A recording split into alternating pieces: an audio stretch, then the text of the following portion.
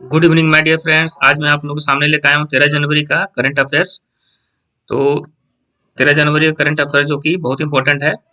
तो पहला जो करंट अफेयर्स है वो है where second international AYUSH conference inaugurated for focusing on health care for non communicable chronic disease. तो सेकेंड इंटरनेशनल आयुष कॉन्फ्रेंस का इनोग्रेशन कहाँ हुआ है? तो इसका ऑप्शन है A Abu Dhabi, B Dubai, C Qatar और डी कैरो। तो इसका जो करेक्ट आंसर है वो है आपको बी दुबई। तो सबसे इंपॉर्टेंट बात क्या है कि पहले आपको पता होना चाहिए कि आयुष का फुल फॉर्म क्या है। तो आयुष का जो फुल फॉर्म है वो है ए से आयुर्वेद, वाई से योगा, यू से यूनानी, एस से सीधा और एच से होम्योपैथी। तो आयुष का जो फुल फॉर्म आपको पता चल गया। और फिर इसमें क्या है कि नॉन कम्युनिकेबल क्रोनिक डिजीज। तो ये नॉन कम्युनिकेबल क्रोनिक डिजीज क्या होता है?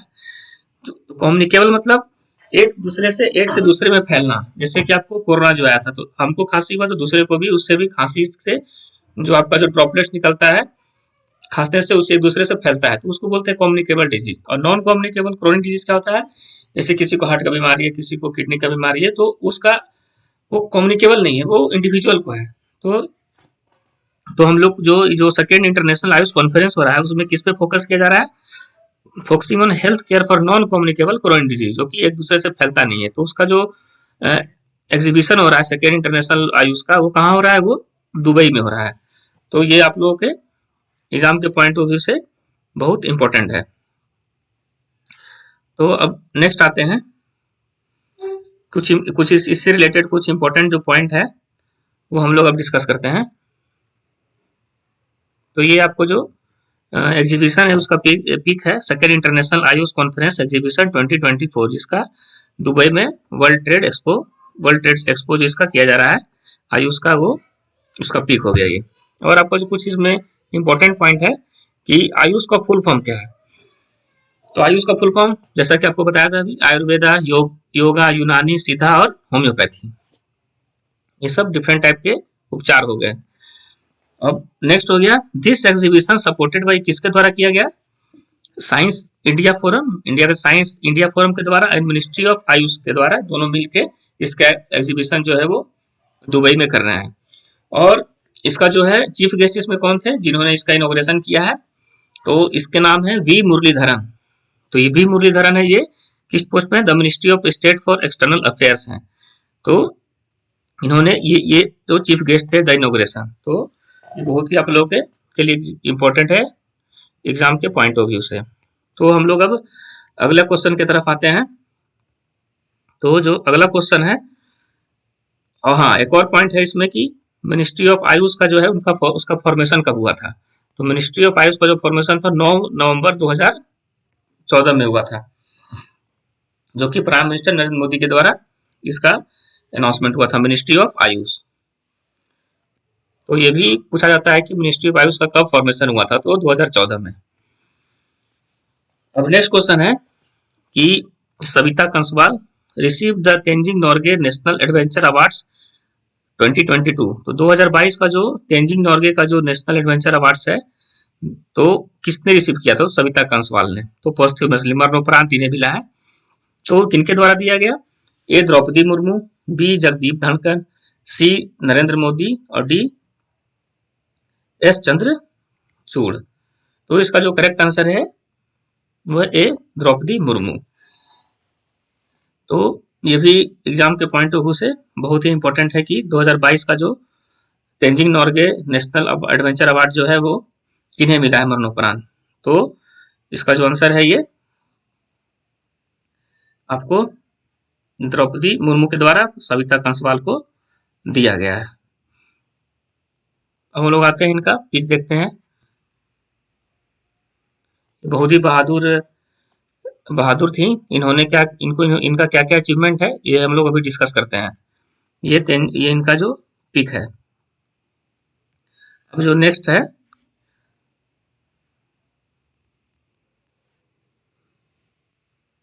She was the first Indian women to climb Mount Everest and Mount Makalu within 16 days. 16 दिन के अंदर इन्होंने माउंट एवरेस्ट पर भी और माउंट मकालू पर भी इन्होंने चढ़ाई कर ली। तो ये बहुत ही बहादुर लड़की थी। वुमेन थी। तो इसीलिए इन्हें तेंजिंग नोर्गे का एडवेंचर अवार्ड 2022 का इन्हें दिया गया। किनके द्वारा दिया गया? तो प्रेसिडेंट द्रौपदी मुर्मू जी के द्वारा दिया गया है। और नेक्स्ट क्वेश्चन पे आते हैं कि what is the name of the exercise recently being conducted by Indian Coast Guard and Japan Coast Guard. तो इंडियन कोस्ट गार्ड और जापान कोस्ट गार्ड ज्वाइंटली जो उन्होंने एक्सरसाइज कंडक्ट किया था, कहाँ पर कंडक्ट किया था? तो इन्होंने जो कंडक्ट किया है वो चेन्नई के कोस्ट पर कंडक्ट किया है। तो इसका इनका नाम क्या था? तो ए डेजर्ट फ्लैग, बी युद्धोभ्यास, सी मिलन और डी सहयोग कैजिन। तो इसका जो करेक्ट आंसर है वो है डी सहयोग कैजिन। तो इंडियन कोस्ट गार्ड और जापान कोस्ट गार्ड के द्वारा कौन सा एक्सरसाइज किया गया है? सहयोग कैजिन।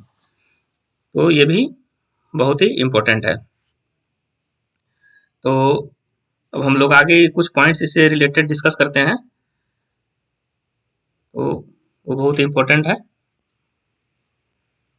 कि ये जो शिप है जापान कोस्ट गार्ड का शिप है जिसने पार्टिसिपेट किया था इस सहयोग कैजिन एक्सरसाइज में।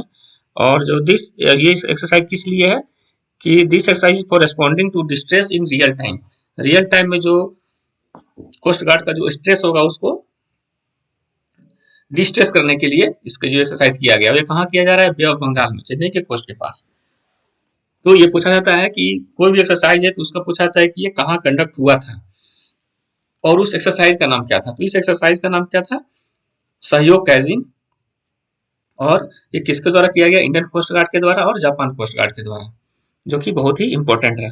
अब हम लोग नेक्स्ट क्वेश्चन पे आते हैं कि which IIT will open its new campus in Kandy Sri Lanka in 2024। तो कौन सा आईआईटी जो है अपना न्यू कैंपस श्रीलंका में खोलेगा? वो कौन सा जगह है जहाँ पे कैंडी, उस जगह का नाम क्या है? कैंडी। प्लेस का क्या नाम है? कैंडी। यहाँ पे आईआईटी जो है अपना न्यू कैंपस खोलेगा। तो उस आईआईटी का क्या नाम है? इसका ऑप्शन है A IIT Madras, B IIT Mumbai और सी है आपको आईआईटी कानपुर और डी आईआईटी गुवाहाटी। इसका जो करेक्ट आंसर है वो है आईआईटी मद्रास। उसका जो करेक्ट आंसर क्या हो गया? ए आईआईटी मद्रास। तो ये भी एग्जाम के पॉइंट ऑफ व्यू से बहुत इंपॉर्टेंट है। इसका करेक्ट आंसर क्या हो गया? आईआईटी मद्रास। ठीक है। अब इससे कुछ रिलेटेड हम लोग और डिस्कस कर लेते हैं कि इससे पहले एक और आईआईटी खुला है फॉरेन कंट्री में। ठीक है। तो इन 2022 ये खोला गया था। तो कौन सा आईआईटी जो था वो अपना जो कैंपस खोला था वो ये है इन 2022 IIT Delhi open it's campus in Abu Dhabi UAE. अब ये जो 2024 में जो श्रीलंका में खोलेगा आईआईटी अपना कैंपस, उसका नाम क्या है? आईआईटी मद्रास।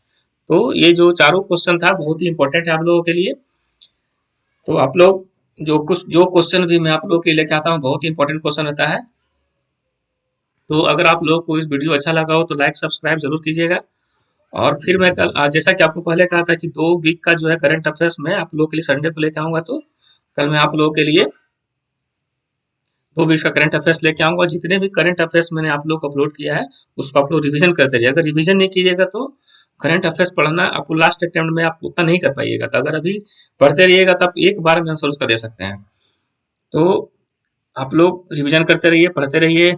ओके। और कल मकर संक्रांति है तो मकर संक्रांति में आप लोग को हार्दिक शुभकामनाएं। आराम से दही चूड़ा खाइए, मस्त रहिए। Okay, good night.